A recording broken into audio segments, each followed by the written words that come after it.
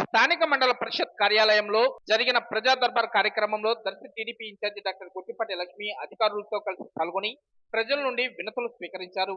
ఈ సందర్భంగా డాక్టర్ గొట్టిపాటి లక్ష్మి మాట్లాడుతూ తక్షణం పరిష్కారమయ్యే సమస్యలను పరిష్కరించాలని కోరారు. కూటమి ప్రజా ప్రభుత్వంలో ముఖ్యమంత్రి వర్యులు నారా చంద్రబాబు నాయుడు, ఉప ముఖ్యమంత్రి వర్యులు పవన్ కళ్యాణ్, ఐటీ విద్యాశాఖ మంత్రులు నారా లోకేష్ బాబు ప్రజల వద్దకు వెళ్లి ప్రజల సమస్యల పరిష్కారం కోసం చూపుతున్న చొరవ చూస్తున్నామన్నారు.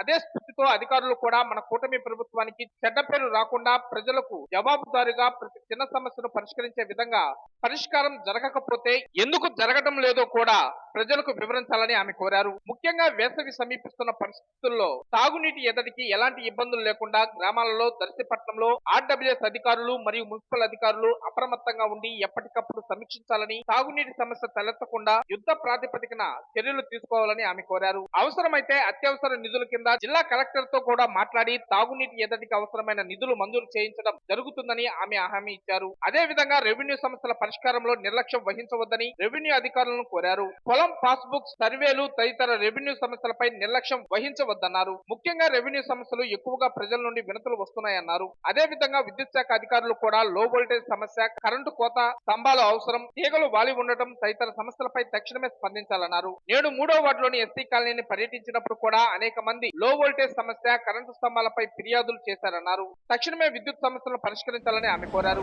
అందరికీ నమస్కారం. ఈరోజు దర్శి మండలంలో ప్రజా దర్బార్ ఏర్పాటు చేస్తున్నాము. ప్రతి ఒక్క డిపార్ట్మెంట్ సంబంధించి ఆఫీసర్స్ అందరూ ఇక్కడ ఈ కార్యక్రమంలో పాల్గొన్నారు.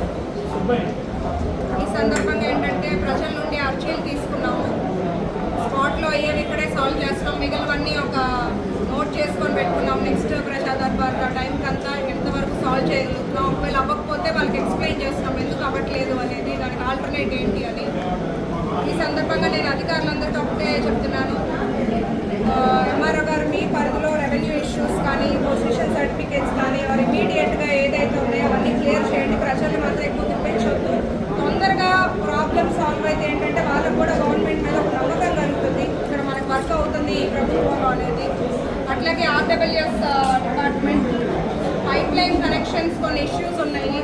కొన్ని పైప్ లైన్స్ ఎస్టిమేట్ వేస్తున్నారు, కొన్ని స్టార్ట్ చేసి ఆ వాల్వ్ దగ్గర ఆగిపోయింది, కొన్ని కంప్లీట్ స్టేజ్లో ఉన్నాయి. ఇవన్నీ ఒకసారి మళ్ళీ విజిట్కి వెళ్ళి ఏ గ్రామంలో ఇబ్బందులు ఉన్నాయి అవన్నీ ఫేజ్ వారీగా ప్రయారిటీ బేస్లో ముందు తొందరగా సాల్వ్